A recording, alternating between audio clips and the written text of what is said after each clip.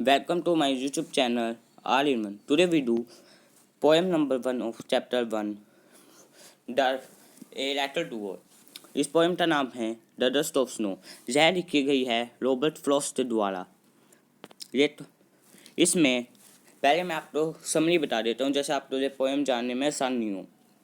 इसमें Robert Frost का mood किसी कारण से बहुत ज़्यादा बुरा होता है, वो बहुत अपसेट होते हैं। तो वह एक हेमलॉक ट्री के नीचे जाके बैठ जाते हैं और बैठे ही रहते हैं, कुछ नहीं कर रहे होते हैं। अचानक से क्लो आता है। ये फ़ौरन की कहानी है, तो इसलिए इसमें उस समय ना बहुत बर्फ़ गिर रही होती है, तो क्लो पे भी बहुत बर्फ़ होती है। वो सेक करता है, अपने आप तो हिलाता है, जैसे पपीस वगैरह भी झालते नहीं है अपने आप तो, जो गिल्ले हो जाते हैं वैसे वो अपने आप तो झाल देते हैं। और एक डस्ट ऑफ स्नो है ना, कभी तो ऊपर गिर जाते हैं और उनका मूड चेंज कर देती है। उनका थोड़ा सा जो दिन बचा था ना, वो बर्बाद होने से बचा देती है। इसकी समझी तो जो है। अब चलिए हम इसे लाइन टू लाइन पढ़ते हैं। देखिए, the way A crop shut down on me, the dust of snow from an amnotly। इस पैरे में बस कुछ नहीं कहा गया है, यही कहा गया है कि एक क्लो के द्वारा उस क्लो ने अपने आप तो सेक किया, मतलब हिलाया, और मेरे ऊपर डस्ट ऑफ स्नो डाल दी एक हेमलॉक ट्री के ऊपर से। ये कवि की पोजीशन बताते हैं। हेमलॉक ट्री, कभी हेमलॉक ट्री के नीचे बैठा हुआ था। पूछ लिया जाता है मन में थी कभी कहाँ था, मतलब कभी की पोजीशन क्या थी, तो क्या थी हेमलॉक ट्री। हेमलॉक ट्री एक जहाँ पे देखिए हेमलॉक ट्री भी पूछ लिया जाता है व्हाट इज हेमलॉक ट्री, तो यहाँ पे डेफिनेशन है इसकी। यहाँ पे इसकी डेफिनेशन दे रखे है, poisonous plant with small white flowers. ये पॉइजनस प्लांट होते हैं, छोटे छोटे वाइट फूल होते हैं साथ। तो उसके नीचे बैठा था। Has give my hurt the A change of mood. जैसे उसके ऊपर मतलब कभी पे स्नो के पार्टिकल्स गिरे तो उसका मूड है ना चांस से चेंज हो गया। पहले वो बहुत उदास था, अब उसका मूड ना चांस से जैसे कि हम बैठे होते हैं उदास से, तो हमारे पीछे से दोस्त आते हमें टच कर देते हैं, तो चांस से उसकी ओर जाने चल जाता है, इसीलिए उनका भी मूड चांस से चेंज हो गया। And save some part of day I had, मतलब क्या उसने ना कुछ पार्ट बचा लिया उसका बर्बाद होने से। ल्यूड का मतलब होता है नष्ट होने से। यहाँ पे इसका मीनिंग दे रखा है, यहाँ से देखिए। ठीक है, इसका हिंदी में मीनिंग होता है लूटना, मतलब होता है बर्बाद होना।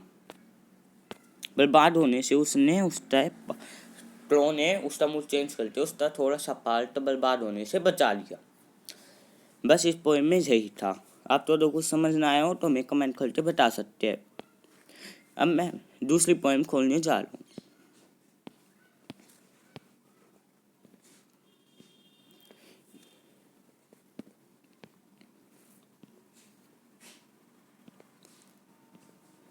ये फर्स्ट चैप्टर में दो पोएम्स थी, जो दूसरी पोएम है फाइनल एंड आइस। ये भी रॉबर्ट फ्रॉस्ट के द्वारा लिखी गई है। इस पोएम में कुछ ही नहीं है। इस पोएम में आप ये मत समझिए जो फाइल का मतलब आग हो गया और इसका मतलब आइस बर्फ हो गया। ये इसमें आप तो इसका नाम पर कैसा लग द फायर कुछ गुस्से गुस्से का प्रतीत पाएगी और आइस शांति का प्रतीत पाएगा, पर ऐसा कुछ नहीं। दोनों ही जैसे सिम्बोलिज्म है एक चीज़ के। कभी ने सिम्बोलाइज यूज किया है इनको सिम्बोलाइज के रूप में। देखिए, इसमें फायर का मतलब होता है, फायर सिम्बोलिज्म यूज हुआ डिजायर का। ये क्वेश्चन पूछा जाता है फायर किसका सिम्बोलिज्म है, डिजायर का। एंड आइस किसका सिंबल है, हेटलेट का, नफरत का। और ये डिजायर का, इच्छाओं का, लालच का। फायर हमारा लालच का, इच्छाओं का प्रतीक है। और ये इनडिफरेंस जैसे कि जाति पाति में भाव होता है उसका, हेटलेस का, नफरत का, ये इसका प्रतीक है। दोनों ही वैसे बुरे चीज़ के प्रतीक है। अब हम चल बस इसमें आपने तो ये समझ जाए तो ये पोएम आप तो बिल्कुल आसानी से समझ आ जाएगी दी। चलिए अब लाइन टू लाइन पढ़ते हैं। Some say the world will end in fire.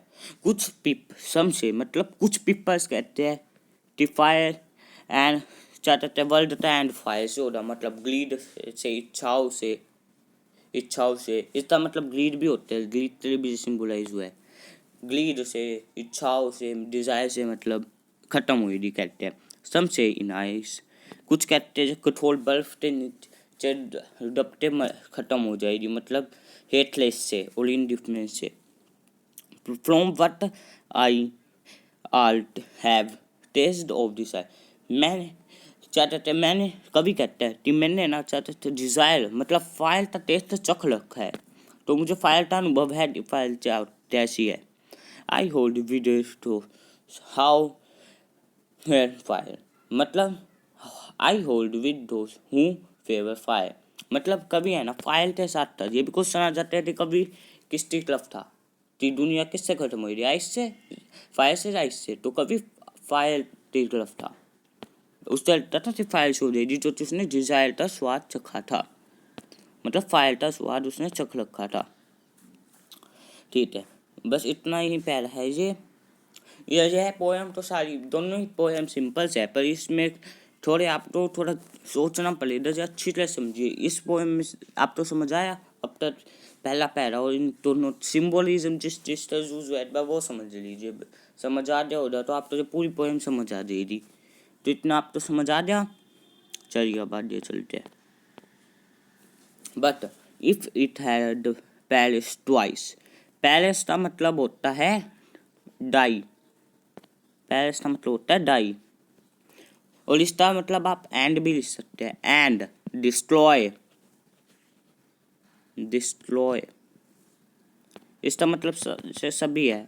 Palace का मतलब आ जाता है क्वेश्चन में, तो इसके आप तीनों लिख सकते हैं, डाई एंड और डिस्ट्रॉय। ये but it had to perish twice, I think it is enough for hate मतलब कि इट इसमें ना आप क्वेश्चन आ जाते हैं। ये भी जैसे इट है ना, ये किस तरह लेफर्स हुए, अर्थ तेरी हुआ है, चाहते हैं कि उस कभी कहते हैं अर्थ है ना दोनों से हो सकती है, डाई डाई दोनों मतलब डिस्ट्रॉय एंड दोनों से हो सकती है, फायर से भी और आइस से भी। आई थिंक मतलब ये दोनों से हो सकती है, ये इनफ है दोनों। अदर कभी कहता था जी नफरत मतलब आइस से हो रही ना, तो ये दो बार भी हो जाए, ये ट्वाइस है मतलब इनफ है। To say that for this class this discussion ice it also great and who suffered। कि वो कहते हैं जो दुनिया आइस से ख़त्म हुई थी ना, ये दुनिया ना कठोर बर्फ के नीचे जम जाएगी और आइस से ख़त्म हो जाएगी। उम्मीद करता हूँ आप तो ये पोएम भी मेरी समझ आई होगी। Please like and subscribe my videos please हमें लाइक कीजिए, सब्सक्राइब कीजिए, जैसे हमारा हौसला बढ़े, हम आपके लिए ऐसी और वीडियोस लाते रहेंगे।